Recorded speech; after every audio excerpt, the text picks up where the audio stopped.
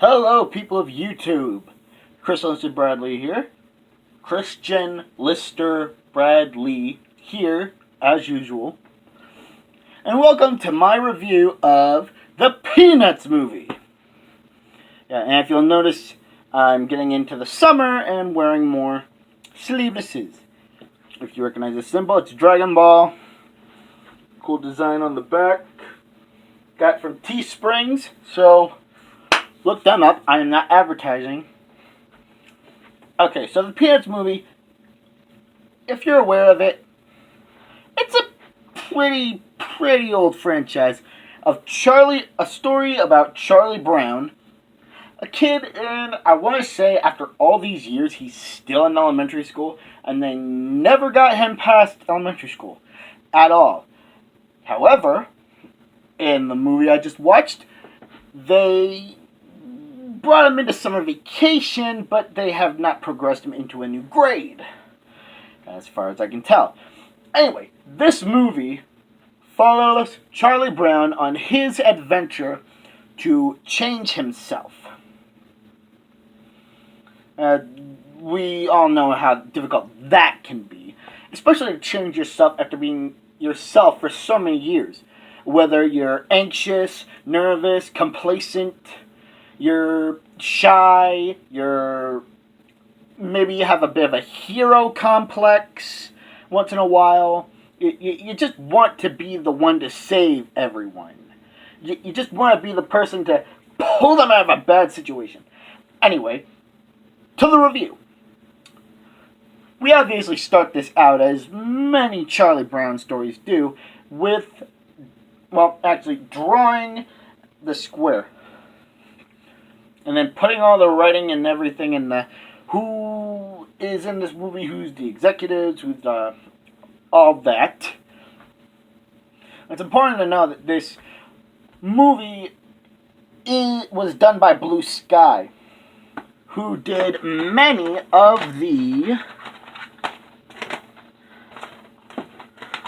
I'm pretty sure, all the Ice Age movies. Look for the reviews of these two movies on my channel.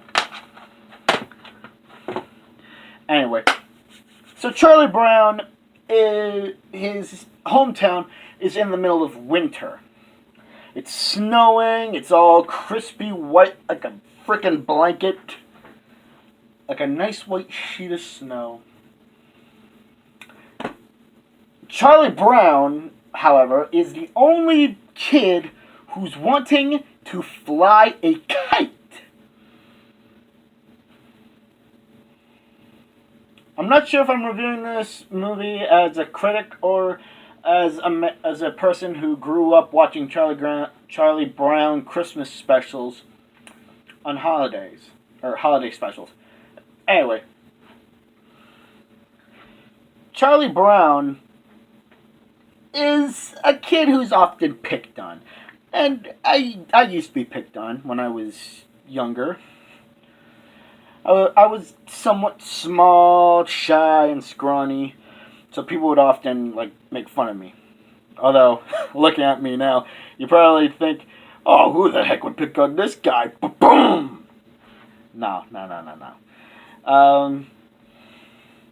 Anyway, so Charlie Brown unfortunately gets into a mishap with his kite, and the kite-eating tree.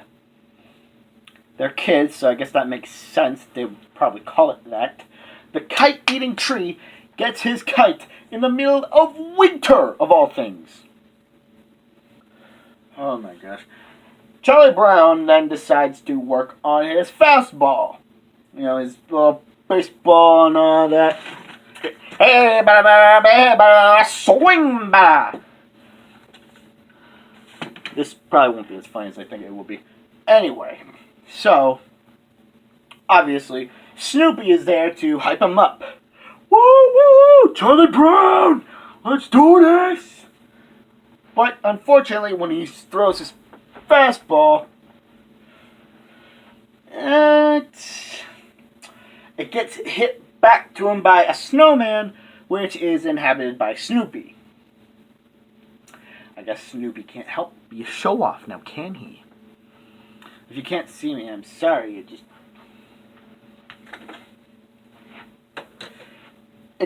It's hard because maybe one day I'll fix the lighting in here. Anyway, so like many of Charlie Brown's stories, Charlie Brown does have to go through quite an ordeal. After being humiliated by himself by his dog, he notices that there's a moving truck coming into his neighborhood and going straight to the house across the street from his. This is not foreshadowing at all. Apparently, a new girl has entered, and Charlie Brown is love-struck. Ah! Oh, Cupid, thy arrow has pierced mine heart. You know, that kind of stuff. Except, dialed way down because they're kids. Charlie Brown's ordeal is that he wishes to be a different person in order to impress this little lady. And I'll be honest, he makes me want to root for him. I've always been the kind of person who roots for the underdog.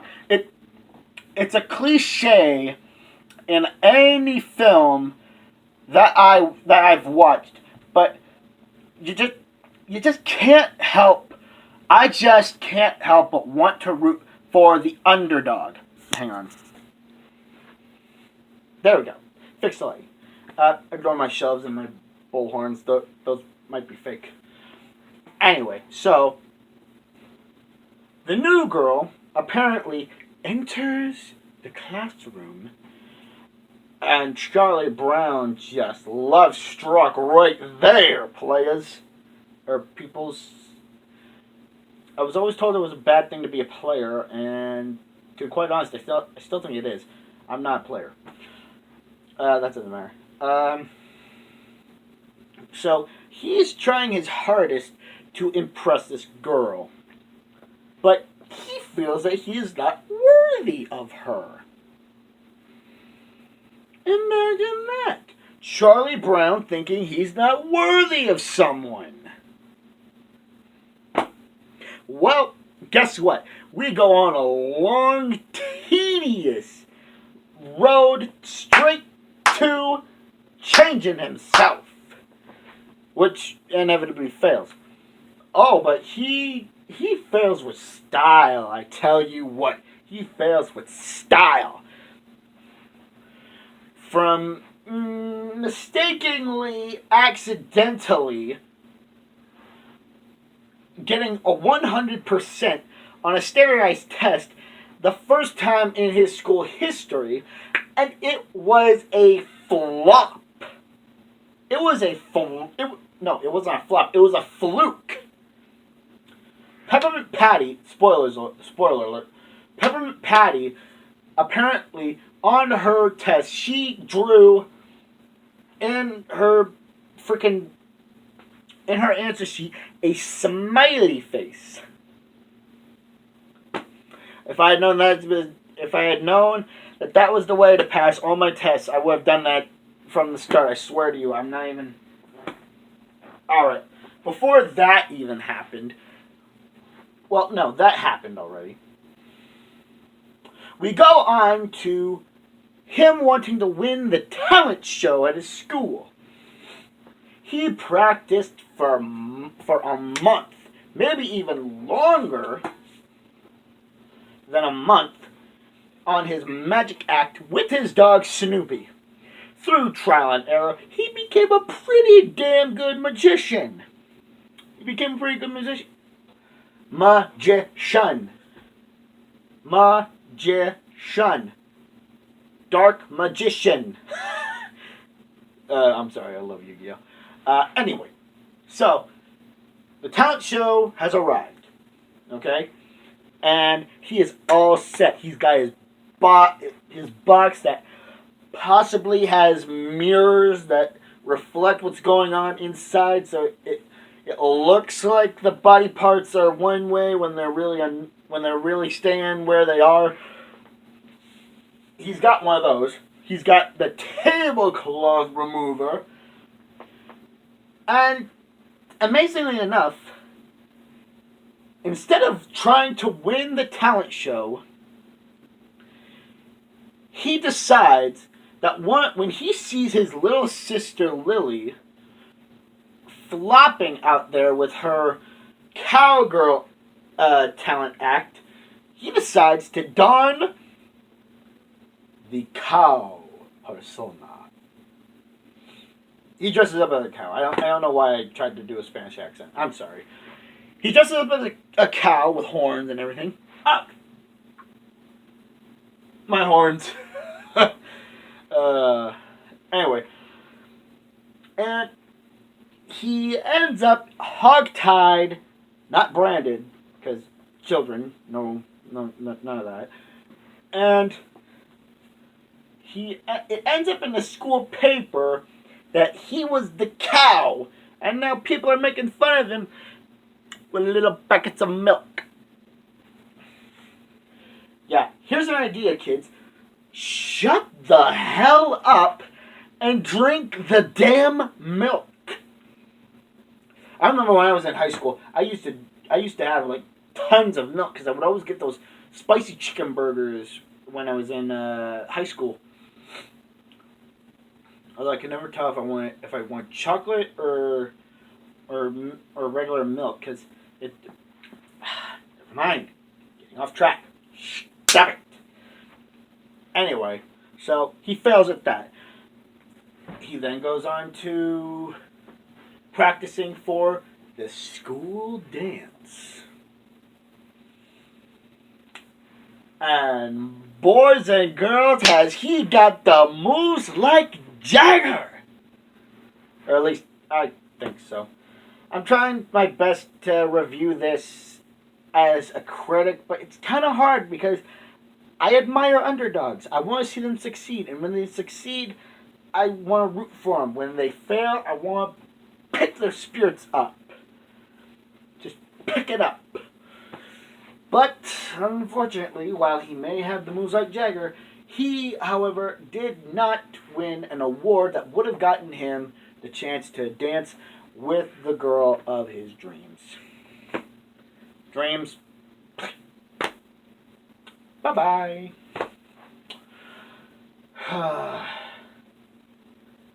Maybe one day I'll show you guys how I dance. Not doing that right now. Maybe in a future video if you guys say you want to see one. Maybe I'll do a Let's Play of Let's Dance. Or Just Dance, that movie. Or game. Anyway.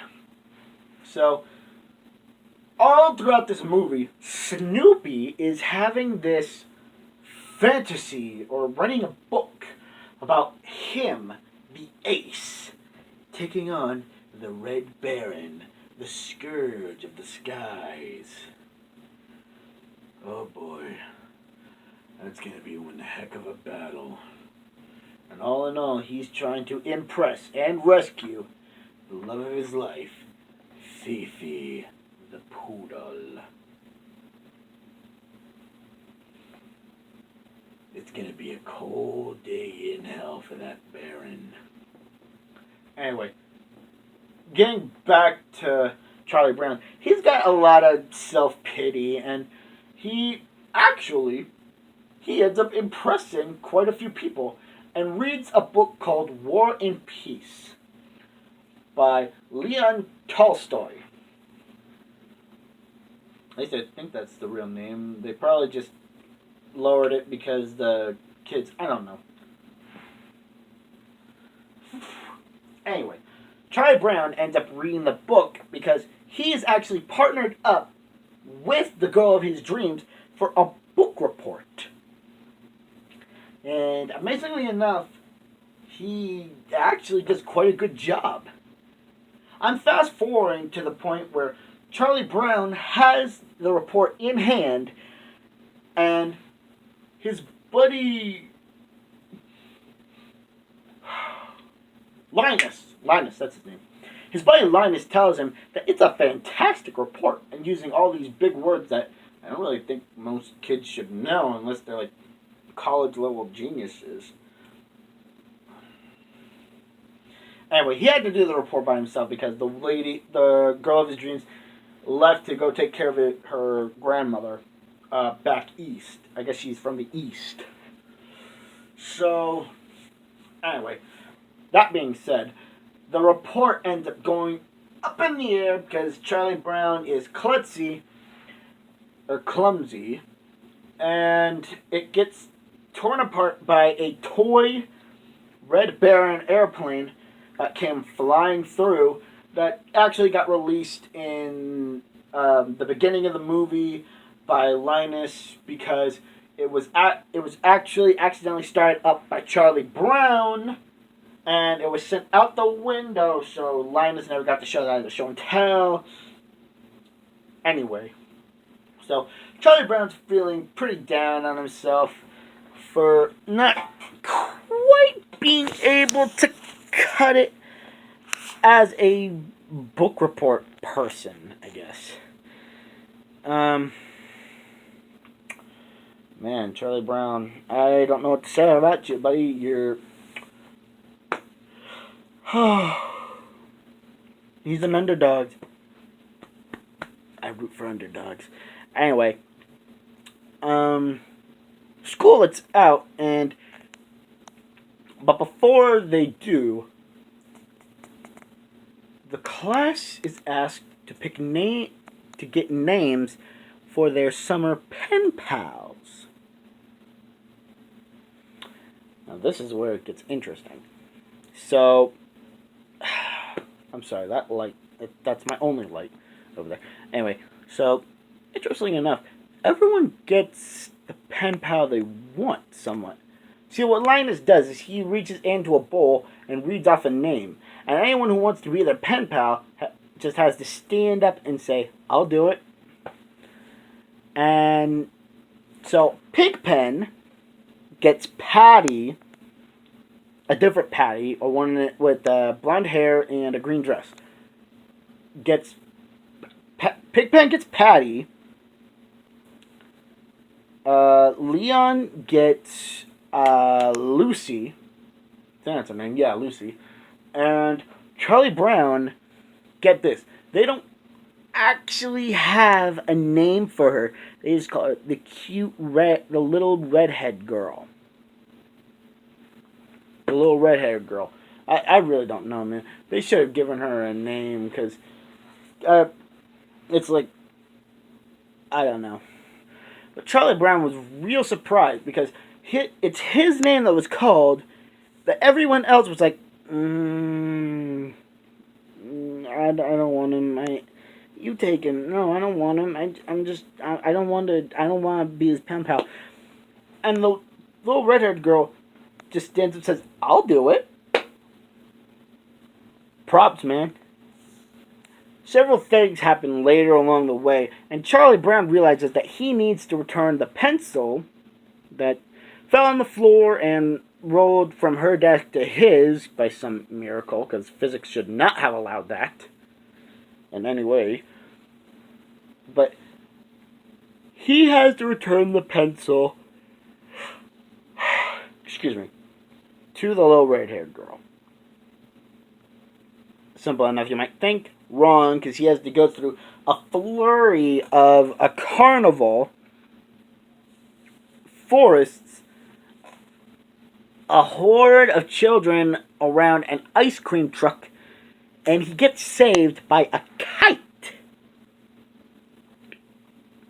A kite ends up wrapping itself around him, and the kite itself goes flying up in the air and dragging him with him. I'm pretty sure a kite can't do that. Physics, people, physics.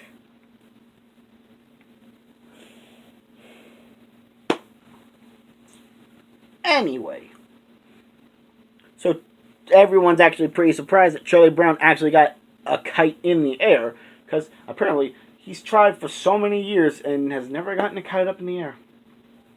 See? Underdog. Anyway, he finally gets to the girl and actually has a pretty serious question to ask him. Mm-hmm. Mm-hmm. Yeah. Man, I'm not gonna lie. Throughout the entire movie, we maybe saw her entire face, twice in the movie. Twice. Once was at the assembly, that was for, the perfect score, that wasn't his. And the second time was the scene that I'm talking about right now, with her going on a bus to go to summer camp. Who the fudge would willingly go to summer camp? You try your best not to go to summer camp. Seriously. I mean, anyway. Oh, well, no, you want to go to summer camp. It's summer school you want to stay the hell away from. Anyway, so Charlie Brown asks, why would you want to be pen pals with a failure like me? And one girl in the background's like nodding, yeah, I want to know this too. But she tells him, you're not a failure.